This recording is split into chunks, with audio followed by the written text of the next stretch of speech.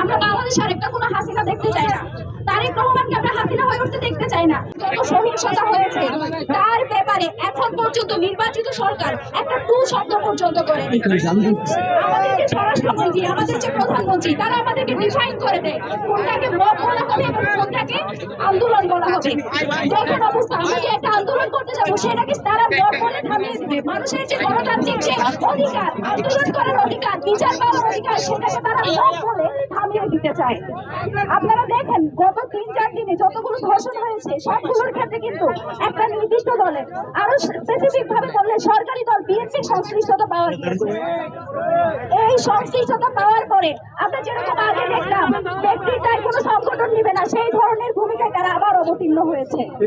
আপনারা দেখেন এই যে একটা দল তাদের সকল দায় ব্যক্তির উপর দিয়ে নিজস্ব যে দায় সেটা যে সরিয়ে দিচ্ছে, এই যে সে ধর্ষণ করে তার দল সরকারে আছে বলে এটাকে তারা অস্বীকার করে নিজেদের দায় যদি ছেড়ে ফেলতে চায়, তাহলে কিন্তু আমরা সেটা মেনে নিব না। ব্যক্তির দায় অবশ্যই দলকে নিতে হবে, তাকে বহিষ্কার করতে হবে এবং তার ব্যাপারে কি সিদ্ধান্ত নিচ্ছে সেটাও আমাদেরকে দেখাতে হবে। যদি তারা এটা না পারে তাহলে তারা বলুন জনগণ আন্দোলন সংগ্রামের মাধ্যমে তাদের ন্যায্য অধিকার, তাদের যে